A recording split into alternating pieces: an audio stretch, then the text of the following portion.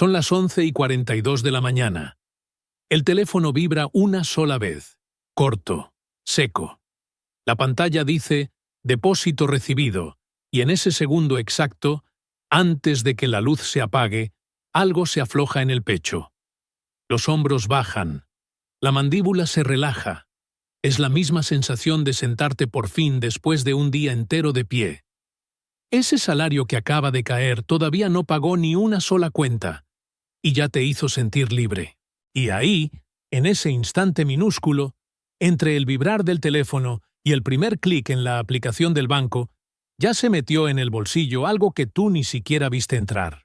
Si trabajas, si cobras cada quincena o cada mes, tú conoces esa sensación exacta. Llevas semanas haciendo cuentas antes de que llegue el dinero, tachando lo que debes, prometiéndote que esta vez sí vas a guardar algo apenas caiga. Y aún así, cuando el número por fin aparece en la pantalla, pasa algo que tú no decidiste de forma consciente. Quédate conmigo hasta el final, porque vas a entender que la culpa nunca fue tuya. A ti nadie te enseñó a ver la trampa que llega justo después de la alegría. Y esa trampa tiene estudios, tiene números, y hoy tiene nombre. Aquí va el primer dato, y quiero que lo sientas en el estómago. Un grupo de investigadores del Instituto de Estudios del Banco JP Morgan Chase analizó millones de movimientos reales de cuentas y tarjetas en Estados Unidos y encontró algo incómodo. El gasto discrecional, ese gasto que no es cuenta ni obligación, se dispara en las 48 horas siguientes al depósito del salario. No sube un poco, sube de golpe, como una ola, y después baja despacio durante el resto del mes, hasta quedar casi en cero los últimos días antes del siguiente cobro. Algunos economistas del comportamiento llaman a esto el efecto día de pago. Y no es debilidad de carácter, es un mecanismo, uno que tiene nombre científico desde hace décadas.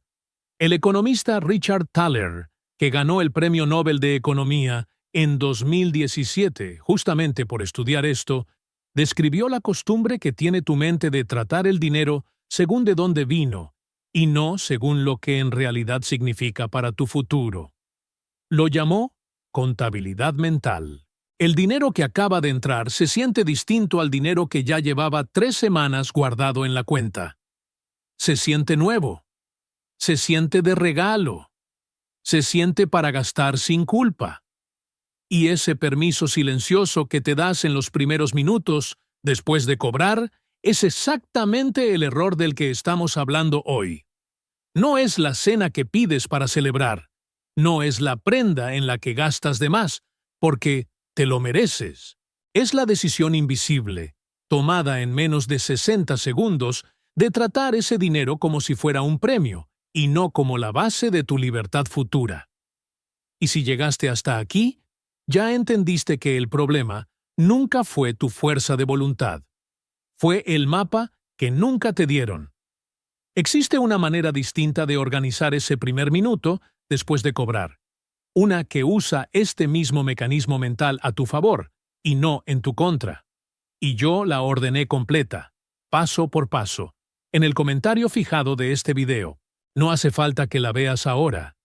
Puedes conocerla cuando termine este video, o puedes darle un vistazo ahora mismo y volver, porque yo no me muevo de aquí. Lo que viene en los próximos minutos es el número que casi nadie se anima a decir en voz alta. Y tú necesitas escucharlo completo antes de decidir nada. Ya viste la primera pieza. Ese primer minuto después de cobrar te está costando más de lo que imaginas. Pero eso apenas es la superficie. Dentro de un rato te muestro el estudio que explica por qué la fuerza de voluntad, sola, jamás gana esta pelea. Y por qué eso no te convierte en alguien débil. Después, te enseño el número que casi nadie repite en voz alta sobre cuánta gente en Estados Unidos y en América Latina llega a fin de mes con exactamente nada guardado.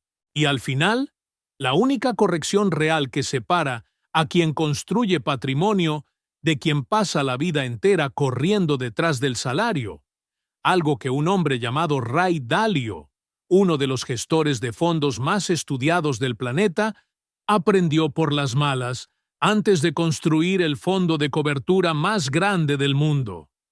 No te vayas, porque el orden en que te cuento esto importa, y si te saltas una parte, la última no te va a servir de nada. Vamos a la raíz de por qué pasa esto, porque entender el mecanismo es la mitad de la cura. Tu cerebro no procesa el dinero como un número frío en una pantalla. Lo procesa con el mismo sistema de recompensa que usa para la comida, para el afecto, para cualquier cosa que en la historia de la especie significó supervivencia. Cuando el salario entra, se libera dopamina, la misma sustancia que se dispara cuando comes algo dulce después de un ayuno largo. Y la dopamina no te avisa. Esto es un ingreso mensual que debe durar 30 días. La dopamina solo dice, hay abundancia, disfruta ahora. Durante casi toda la historia humana, esa señal fue correcta. Cuando había comida de sobra, comer de más era la decisión inteligente, porque mañana podía no haber nada.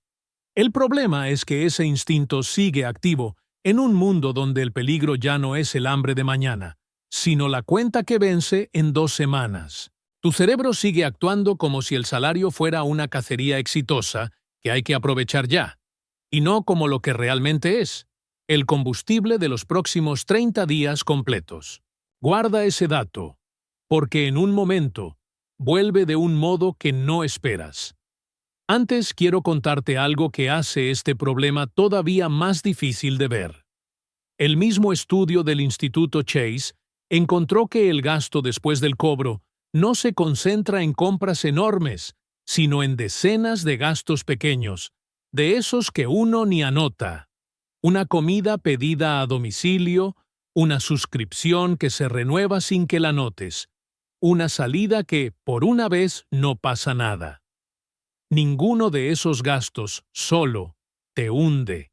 El problema es la suma y el momento exacto en que la mayoría de esa suma ocurre. Los primeros días después de cobrar, cuando la sensación de abundancia está más alta y la guardia está más baja. Antes de seguir, quiero pedirte algo rápido, porque esto se construye mejor entre varios. Cuéntame en los comentarios desde qué ciudad me estás escuchando ahora mismo. Yo leo cada una. Y si hasta aquí ya sentiste que este video te está hablando a ti directamente, dale like y suscríbete, porque así llega a más gente que, como tú, está cansada de escuchar consejos genéricos que no cambian nada en la práctica. Y de paso, el primer paso del que ya te hablé te sigue esperando en el comentario fijado. Por si quieres conocerlo apenas termines aquí. Ahora agárrate, porque el número que viene fue la razón por la que decidí grabar este video. Hay un nombre que le quiero dar a esto, porque ponerle nombre a un problema es la mitad de dejar de repetirlo. Lo voy a llamar la ventana de los primeros 48 minutos. Ese tramo corto, casi siempre menor a 1 hora en la práctica, entre el momento en que el dinero cae y el momento en que tú tomas la primera decisión real sobre qué hacer con él. En esa ventana no decides con la cabeza que va a pagar la renta dentro de 3 semanas. Decides con la cabeza que acaba de sentir alivio. Y las dos cabezas, aunque viven en el mismo cuerpo, casi nunca están de acuerdo. Pensemos un momento en lo que realmente significa esa ventana. No es un instante emocional cualquiera. Es, según los mismos economistas del comportamiento que estudian esto, el momento de menor resistencia de todo tu mes financiero. Fuera de esa ventana, cuando alguien te pregunta si deberías guardar dinero para el futuro, tu respuesta racional casi siempre es sí. Dentro de la ventana, esa misma pregunta ni siquiera llega a formularse, porque el cerebro ya está ocupado procesando la sensación de alivio, como si fuera una señal de que todo está resuelto. Y aquí viene algo que quiero que anotes mentalmente, porque regresa más adelante con un peso distinto. La ventana no discute contigo. No te avisa que está actuando. Simplemente actúa. Y tú te enteras después, cuando revisas el estado de cuenta y no recuerdas bien en qué se fue todo. Y hay otro ángulo que lo confirma con números todavía más duros. El Banco de la Reserva Federal de Nueva York publica cada trimestre un reporte sobre la deuda de los hogares en Estados Unidos, y en sus ediciones más recientes, la deuda total en tarjetas de crédito del país superó, por primera vez en su historia, el billón de dólares. Buena parte de esa deuda no nace de una emergencia grande. Nace de la misma dinámica que veníamos describiendo: gastar en los días de alivio, y después usar el crédito para sostener el resto del mes hasta el siguiente cobro. La ventana de los primeros 48 minutos no solo te impide ahorrar. En muchos casos, te empuja además a empezar el ciclo siguiente ya con un poco de deuda encima, antes incluso de que llegue el próximo salario. La mayoría de las personas cierra este video antes de llegar a esta parte, porque hasta aquí todavía se siente como un diagnóstico cómodo, algo para asentir con la cabeza y seguir con el día. Quien se queda es quien de verdad tiene una oportunidad real de cambiar el patrón, porque lo que sigue ya no es diagnóstico, es mecanismo, y el mecanismo sí se puede desarmar. Y aquí está la respuesta a la primera promesa que te hice al comienzo. ¿Por qué la fuerza de voluntad, sola, casi nunca gana esta pelea? Los psicólogos que estudian el autocontrol coinciden en algo incómodo: la capacidad de decir que no se agota a lo largo del día, como un músculo cansado después de demasiadas repeticiones. Y adivina en qué momento del mes tu fuerza de voluntad suele estar menos entrenada para resistir.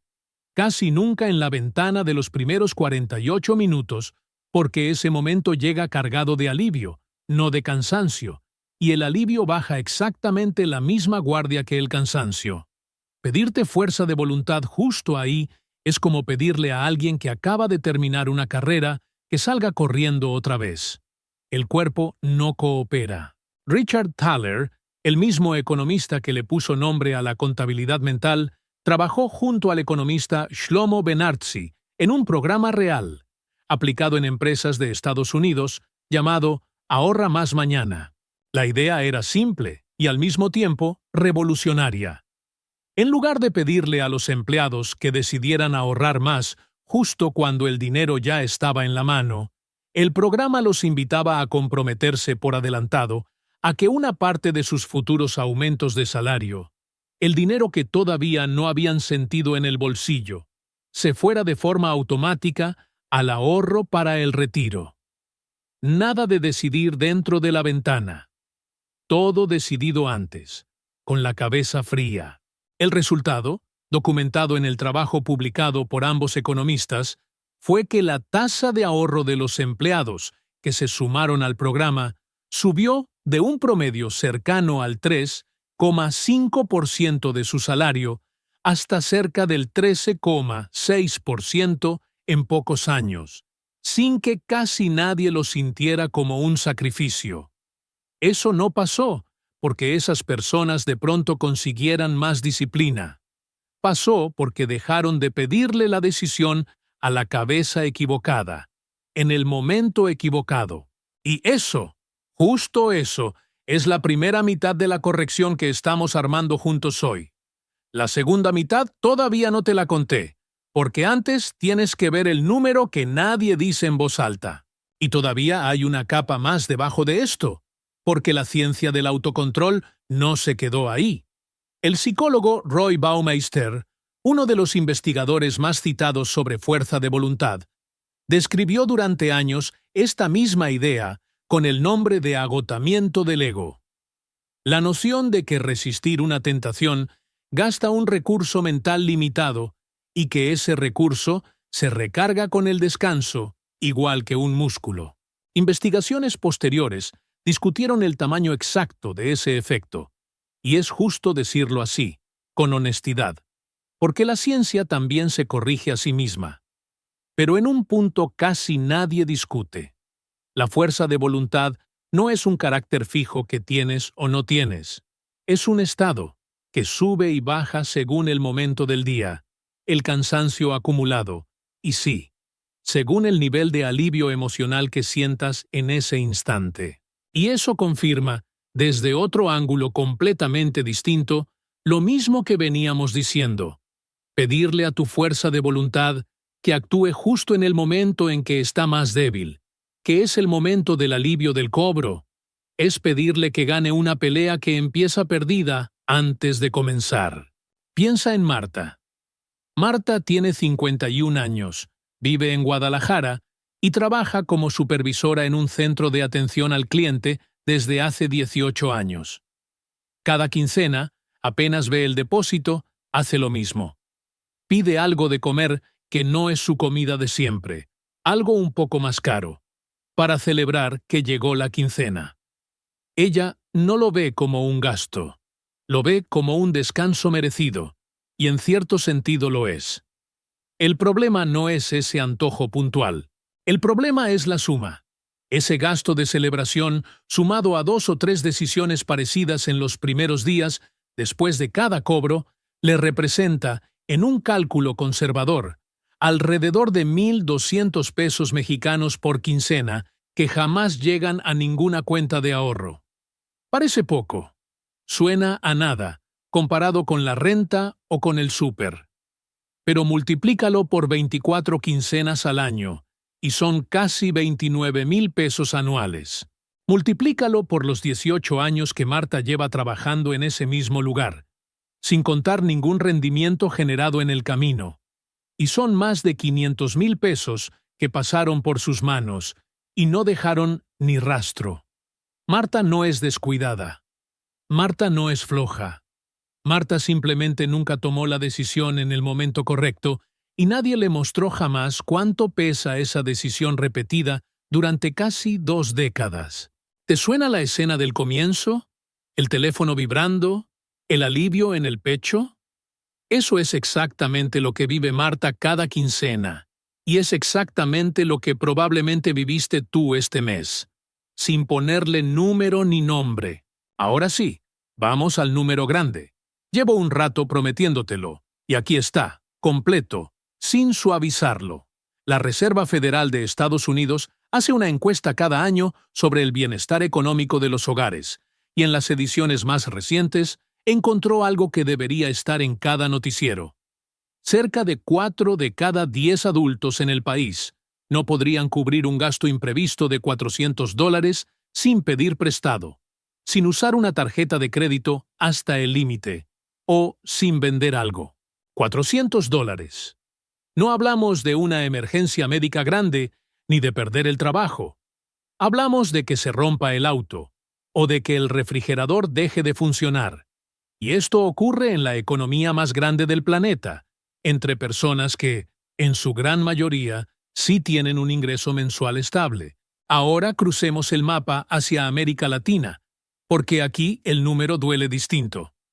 El Banco Mundial, a través de su base de datos global sobre inclusión financiera, conocida como Global Findex, encontró que apenas alrededor de 1/4 parte de los adultos de América Latina y el Caribe reportó haber ahorrado algo, lo que sea, en una institución financiera formal durante el último año. No 1 de cada 2. 1 de cada 4. El resto o no ahorra nada, o ahorra de manera informal, guardado en efectivo en casa, expuesto a la inflación, al robo, a la tentación de gastarlo apenas aparece un imprevisto. Y la Organización para la Cooperación y el Desarrollo Económicos, en sus estudios sobre educación financiera, aplicados en distintos países de la región, encontró un patrón que conecta directamente con todo lo que venimos hablando. La mayoría de los adultos encuestados reconoció que sí sabe, en teoría, que debería guardar antes de gastar. El problema nunca fue el conocimiento. El problema es que ese conocimiento vive en una parte de la cabeza que se apaga justo en la ventana de los primeros 48 minutos. La Corporación Andina de Fomento, conocida en la región como CAF, el Banco de Desarrollo de América Latina, publicó análisis similares en países como Colombia, Perú y República Dominicana, y encontró el mismo patrón repetido con distintos nombres locales. La mayoría de los hogares de clase media que sí lograban guardar algo durante el mes, lo hacían con lo que quedaba al final, no con lo que apartaban al principio. Y lo que queda al final, casi siempre, es la variable más pequeña y más frágil de toda la ecuación. Porque para cuando llega el final del mes, la ventana de los primeros 48 minutos ya hizo su trabajo semanas atrás. El Banco de México, a través de su encuesta nacional de inclusión financiera, encontró un patrón parecido dentro del propio país. Una parte grande de los trabajadores formales, personas con cuenta de nómina, con empleo estable, con recibo de sueldo cada quincena, reconoció no llevar ningún tipo de ahorro sistemático, no un ahorro pequeño, ninguno. Y cuando la misma encuesta preguntó por qué, la respuesta más repetida no fue «no me alcanza». Fue algo más parecido a «se me va sin darme cuenta». Esa frase, dicha por miles de personas distintas, en países distintos, con salarios distintos, es quizás la confesión más honesta que existe sobre la ventana de los primeros 48 minutos. Nadie decide conscientemente no ahorrar. El dinero simplemente se va, en la ventana, antes de que la decisión consciente tenga oportunidad de aparecer. Y todavía falta un ángulo más, uno generacional. Distintas encuestas de percepción financiera en la región muestran que las personas mayores de 45 años, las que ya llevan décadas trabajando, suelen sentir más vergüenza al hablar de esto que las más jóvenes, justo porque creen que a estas alturas ya deberían tener resuelto lo que en realidad nunca fue un problema de edad ni de esfuerzo, sino de en qué momento exacto del mes se toma la decisión. Guarda esa palabra, vergüenza, porque no debería estar en esta conversación. Lo que hoy estamos desarmando es un mecanismo, no un defecto de carácter, y un mecanismo se corrige con un sistema, no con más culpa. Y aquí quiero parar un segundo, porque esta parte no es para mí, es para ti. Respóndeme con sinceridad en los comentarios. ¿Cuál de estas dos cosas te pasó este mes o la quincena pasada apenas cobraste? ¿El gasto pequeño que se sintió merecido? ¿O directamente no guardaste nada porque ya lo harías con lo que sobrara? No hace falta que pongas el número exacto, ni que te expongas. Solo escribe la palabra que mejor describe lo que hiciste. Yo leo cada comentario. Y créeme que tu respuesta, aunque parezca pequeña, puede ser justo la frase que hace que otra persona leyendo esto se reconozca y decida que hoy sí cambia algo. Y si todavía no le diste un vistazo, el primer paso completo sigue ahí, quieto, esperándote en el comentario fijado. Y aquí está el giro que casi nadie ve venir, la segunda parte del número que te prometí. Porque la primera reacción, al escuchar todo esto, es pensar, eso le pasa a quien gana poco. Y ahí está el error más caro de todos. Distintas encuestas realizadas en Estados Unidos sobre hábitos financieros, incluyendo estudios que consultan a personas con ingresos que superan los $100,000 anuales, encontraron una y otra vez que una parte importante de esos hogares, con ingresos que muchos considerarían generosos, también describe vivir de salario en salario, sin margen real hasta el siguiente cobro. Léelo de nuevo. No es un problema de cuánto entra, es un problema de qué pasa en la ventana de los primeros 48 minutos. Y esa ventana no distingue entre quien gana poco y quien gana mucho, porque el mecanismo cerebral es exactamente el mismo. La misma dopamina, la misma contabilidad mental, el mismo alivio disfrazado de premio. Por eso el título de este video dice clase media y no dice pobreza. Esto no es un problema de cuánto tienes. Es un problema de en qué momento decides qué hacer con lo que tienes. La mayoría de las personas que llegan hasta este punto del video ya sienten que algo les toca de cerca. Y muchas prefieren cerrar aquí, quedarse con la incomodidad y seguir con su día. Quien se queda de este lado es quien realmente está listo para la parte que sigue, porque ya no vamos a hablar más del problema. Vamos a hablar de la corrección. Piensa conmigo un segundo, rápido, sin vueltas. Un ingreso decente, una vida que se ve bien desde afuera, y aún así, cero guardado real. ¿Cómo puede ser? Ya lo sabes. No es el ingreso, es la ventana. Voy a ponerle nombre a esto también, porque ya le pusimos nombre a la ventana, y ahora toca nombrar lo que esa ventana te cobra con el paso de los años. Lo voy a llamar el impuesto invisible del alivio. La suma silenciosa de todas esas pequeñas decisiones tomadas para sentirte mejor en el momento, multiplicada por cada quincena, cada mes, cada año que pasa sin que tú la veas escrita en ningún lado. Nadie te manda un recibo del impuesto invisible del alivio. No aparece en ningún estado de cuenta. Pero, como viste con Marta, se acumula exactamente igual que cualquier otro impuesto, solo que este te lo cobras tú mismo, y nadie más se beneficia de él. Entonces, ¿qué se hace con esto? Aquí es donde entra la corrección real, la que no depende de que tengas más fuerza de voluntad mañana que la que tuviste hoy. La regla se conoce desde hace casi un siglo, popularizada en textos clásicos sobre hábitos de dinero, y resumida hace pocas décadas de una manera que se volvió famosa gracias al inversionista Warren Buffett, cuando dijo: palabras más, palabras menos. No ahorres lo que te queda después de gastar. Gasta lo que te queda después de ahorrar. Suena simple, casi obvio, pero la mayoría de la gente hace exactamente lo contrario sin darse cuenta, porque el orden en que tu cabeza procesa el dinero es justo al revés. Primero siente el alivio, después gasta un poco de ese alivio, y solo al final, si sobra algo, lo aparta. Esta es la regla que en el mundo de las finanzas personales se conoce como pagarte a ti mismo primero, y la corrección cambia ese orden. Pero el truco real no está en la fuerza de voluntad para sostener ese cambio. Está en sacar la decisión de la ventana de los primeros 48 minutos por completo. Así como el programa Ahorra Más Mañana usó la automatización para esquivar el momento débil, tú puedes hacer lo mismo a menor escala. Una instrucción automática que separe una parte del salario hacia una cuenta que no ves todos los días, programada para el mismo minuto en que el dinero entra, antes de que tu cabeza tenga oportunidad de sentir el alivio y convertirlo en gasto. No se trata de un número enorme. Se trata de un número que ocurra antes de que tú decidas, no después.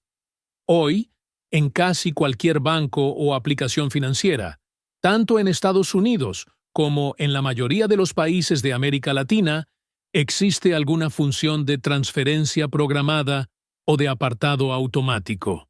No hace falta tecnología sofisticada ni asesoría costosa.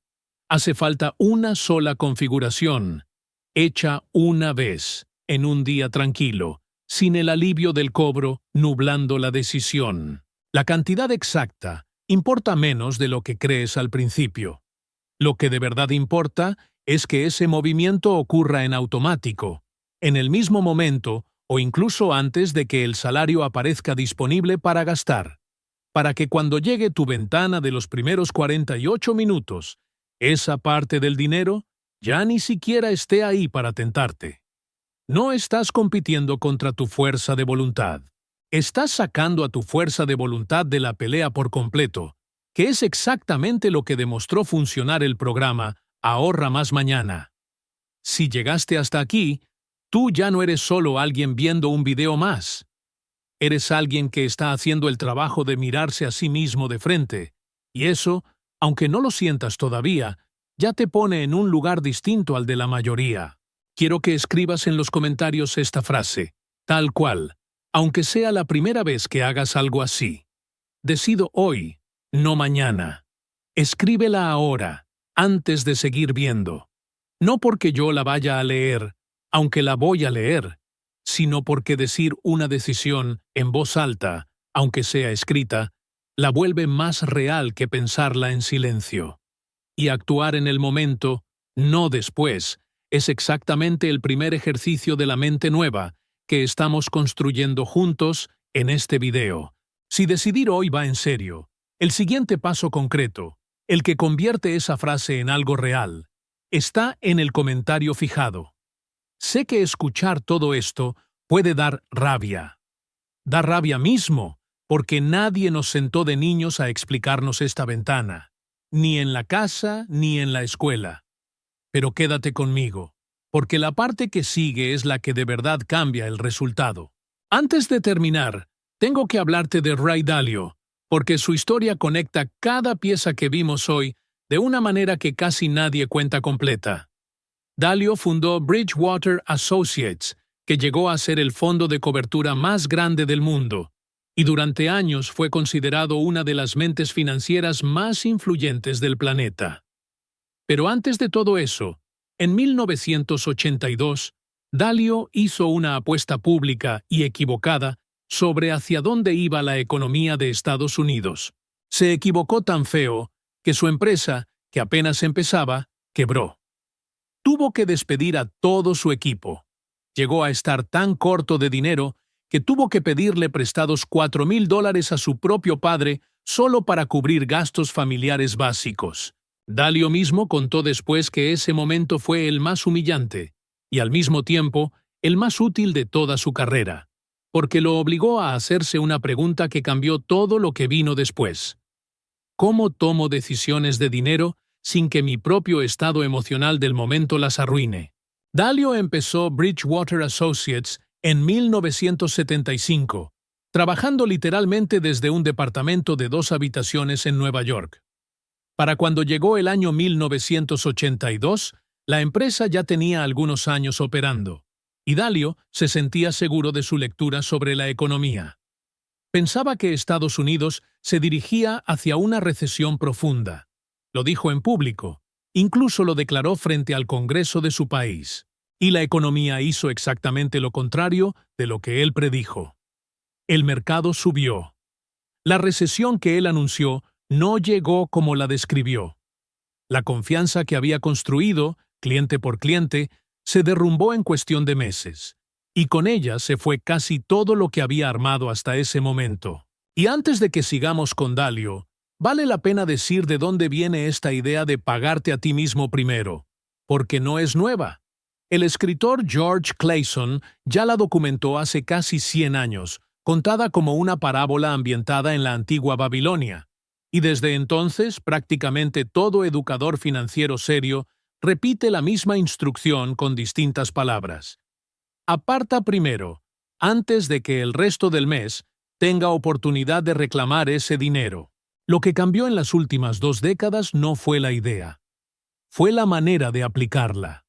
Antes, aplicarla dependía 100% de tu memoria y de tu disciplina el mismo día del cobro. Hoy depende de una sola configuración automática, hecha una única vez, en un día donde tu cabeza está fría y tu decisión no compite contra el alivio del salario recién llegado. Todo lo que viste hoy es el mapa abierto sobre la mesa. Pero un mapa no camina solo. El proceso completo, ordenado desde el primer día en adelante, con la ventana de las primeras horas ya resuelta de antemano, tal como me hubiera gustado tenerlo a mí hace años, está en el comentario fijado. No te lo dejo ahí por mí. Te lo dejo ahí por la versión de ti mismo dentro de 5 años, la que va a recordar este video como el día en que dejaste de posponer. Y hablando de posponer, todavía me queda una última cosa que mostrarte, y esa última cosa cambia el peso de todo lo que escuchaste hasta ahora. La respuesta que Dalio construyó y que después documentó en su propio trabajo escrito sobre principios de decisión no fue «ten más disciplina». Fue exactamente lo contrario. No confíes en la disciplina del momento. Construye un sistema que decida por ti antes de que el momento emocional llegue. Dalio lo aplicó a decisiones financieras gigantescas, con equipos enteros y modelos matemáticos complejos. Pero la lógica de fondo, la que le sirve exactamente igual a Marta que a ti, es idéntica en su tamaño más pequeño. La decisión sobre tu salario no se debe tomar en el instante en que el salario llega. Se debe tomar antes, con la cabeza fría, y dejar que un sistema automático la ejecute en tu nombre, exactamente en el mismo segundo en que tu cabeza emocional estaría lista para sabotearla. Deja que te cuente algo que no tiene que ver con números. Dalio repite, desde entonces, una regla que le enseñó ese año de quiebra. Dolor más reflexión es igual a progreso. No dolor solo, no reflexión sola, las dos juntas, en ese orden. Y quizás eso es justo lo que estás haciendo ahora mismo, viendo esto hasta aquí, sintiendo el dolor de reconocerte en Marta, en el teléfono que vibra, en el impuesto invisible que llevas años pagándote a ti mismo sin saberlo. Ese dolor, solo, no sirve de nada. Acompañado de esta reflexión, ya es la primera mitad de tu propio progreso. Y aquí está, por fin, la pieza que faltaba, la que te prometí desde el comienzo del video. Las economistas Brigitte Madrian y Denis Shea publicaron un estudio que se volvió referencia obligada en el mundo de las finanzas del comportamiento. Analizaron qué pasaba cuando las empresas cambiaban una sola regla, una que parece mínima. En lugar de preguntarle al empleado si quería inscribirse en el plan de ahorro para el retiro, lo inscribían automáticamente desde el primer día, dejando la opción de salirse disponible para quien de verdad no quisiera participar. El resultado fue enorme. La participación en esos planes de ahorro pasó de estar cerca del 37%, cuando había que decidir activamente entrar, a superar el 80% cuando la opción por defecto era estar adentro. Nadie se volvió más disciplinado de un día para otro. Cambió solo quien tomaba la decisión por defecto. Antes, el defecto era no ahorrar. Después el defecto fue ahorrar. Y fíjate en algo importante. A nadie le quitaron la libertad de elegir. Quien de verdad no quería ahorrar, podía salirse del plan con un solo trámite. La diferencia completa estuvo en qué opción exigía esfuerzo. Cuando ahorrar costaba esfuerzo, casi nadie lo hacía. Cuando gastar exigía desactivar el ahorro primero, casi todos dejaban las cosas como estaban. Eso resume lo que la ciencia del comportamiento aprendió sobre el dinero. La gente actúa según lo que le cuesta menos esfuerzo en el momento exacto de decidir. Esa es la corrección completa. La misma que Dalio aplicó a su manera después de la quiebra de 1982. La misma que el programa Ahorra Más Mañana aplicó con los aumentos de salario. La misma que tú puedes aplicarte a ti mismo hoy. No pelees contra la ventana de los primeros 48 minutos. Sácale la decisión de las manos a esa ventana, antes de que ella te la saque a ti. Ese es el secreto completo, sin adornos. La corrección nunca vive en tener más carácter. Vive en decidir antes, con la cabeza que todavía no sintió el alivio, para que la cabeza que sí lo siente ya no tenga nada que decidir. Piensa de nuevo en el teléfono vibrando a las 11:42 de la mañana. Ese momento no va a desaparecer, y vas a seguir sintiendo ese alivio cada vez que cobres, porque trabajaste por ese dinero y mereces disfrutarlo. La diferencia es que, de ahora en adelante, una parte de ese dinero ya va a estar a salvo antes de que el alivio tenga oportunidad de gastarla, porque tú lo decidiste con la cabeza fría, no con la que acaba de recibir la noticia. La semana que viene voy a abrir un tema que completa exactamente esto, uno que casi nadie se anima a tocar en voz alta. ¿Qué le pasa a ese mismo dinero, ya guardado, cuando la inflación se lo empieza a comer despacio sin que nadie lo note? Suscríbete para no perdértelo, porque esta conversación apenas está empezando. Y lo que sigue te va a doler tanto como te sirvió esto de hoy. Y mientras llega esa parte 2, el primer paso de todo lo que viste aquí, te sigue esperando en el comentario fijado. Y una cosa más, la de siempre, la que tengo que decirte con toda honestidad.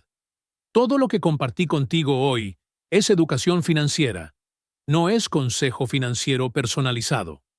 Te mostré patrones documentados del pasado, estudios reales, números reales, y el pasado nunca garantiza el futuro. Antes de mover un solo peso, un solo dólar de tu dinero, habla con un profesional que conozca tu situación completa. Mi papel aquí termina en darte claridad. La decisión, como siempre, es tuya, y ahora la tomas con más información de la que tenías hace media hora. Y si hoy fue el día en que decidiste dejar de pagarte tú mismo el impuesto invisible del alivio, tú ya sabes dónde empieza el primer paso. En el comentario fijado. Nos vemos en el próximo video.